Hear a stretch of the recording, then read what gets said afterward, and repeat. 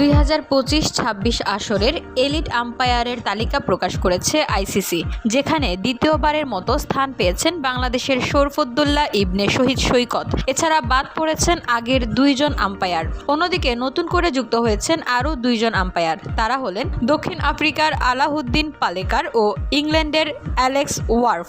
আর তালিকা থেকে বাদ পড়েছেন বসুন্ধরা, উত্তরা, বনশ্রী, কুড়িল ও বাড্ডা সহ রাজধানীর বিভিন্ন স্থানে অভিজাত ও অত্যাধুনিক মানের ফ্ল্যাট কেনার এক নির্ভরযোগ্য প্রতিষ্ঠান প্লেজেন্ট প্রপার্টিজ লিমিটেড। তাই আপনার স্বপ্নের আবাসনের জন্য আজই যোগাযোগ করুন। Pleasant properties limited, where destiny matches eventually.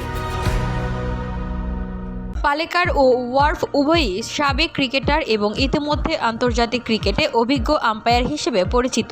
ICC chairman জয় শাহ নতুন তালিকা প্রকাশ করে বলেন, আমি 2025-26 সালের এলিট আম্পায়ার্স প্যানেল ঘোষণা করতে পেরে আনন্দিত। পাশাপাশি তিনি বাদ পড়া আম্পায়ারদের অবদানের জন্য ধন্যবাদ জানান। VOD Bangla news desk.